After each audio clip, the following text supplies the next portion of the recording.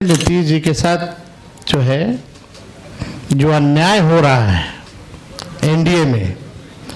एक बार भी कोई भी जॉइंट प्रेस कॉन्फ्रेंस जो है नहीं की गई है कि भाजपा के लोग नीतीश जी को दोबारा मुख्यमंत्री नहीं बनाएंगे। आखिर क्या कारण है कि इस बार आप नीतीश कुमार जी का मुख्यमंत्री के चेहरे का नाम का घोषणा क्यों नहीं कर रहे? अब चुनाव के बाद जनता दल यूनाइटेड को भी ये लोग खत्म कर देंगे, दल नहीं रहेगा। कि नीतीश कुमार जी का ये आखिरी चुनाव है, ये स्पष्ट अमित शाह जी ने कर दिया है। ठीक कहा अशोक गहलोत जी ने कि भाई हमारा तो जॉइंट प्रेस कॉन्फ्रेंस भी हो गया, इससे पहले कई राउंड हम लोग साथ भी बैठे, लेकिन हम लोगों ने नीतीश जी के साथ जो है जो अन्याय हो रहा है एनडीए में,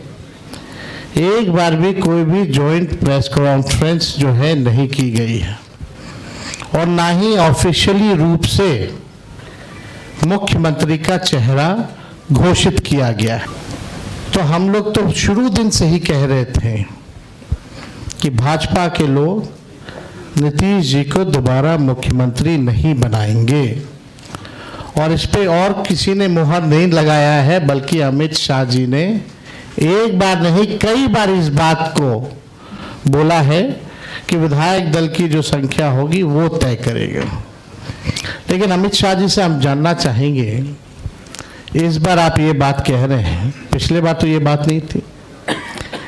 यह लगातार 20 साल से एनडीए की सरकार है, हमेशा से मुख्यमंत्री का चेहरा आप लोगों ने घोषित किया। आखिर क्या कारण है कि इस बार आप नीतीश कुमार जी का मुख्यमंत्री के चेहरे का नाम का घोषणा क्यों नहीं कर रहे? अब ये सवाल बड़ा खड़ा होता है। तो हम लोग तो जो कहते थे वही हो रहा है।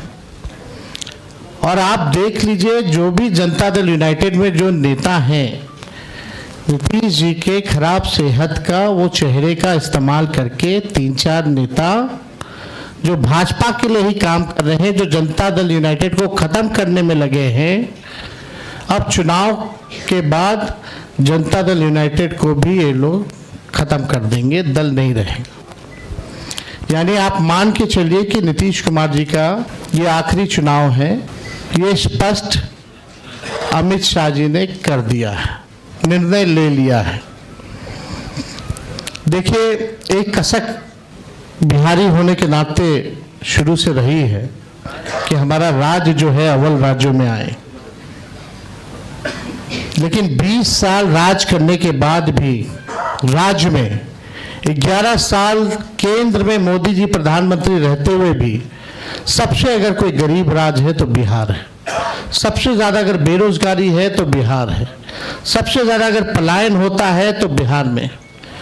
महंगाई है, कारखाने नहीं हैं, यहाँ उद्योग नहीं है, धंधे नहीं हैं, पढ़ाई दवाई कमाई सिंचाई की व्यवस्था नहीं है,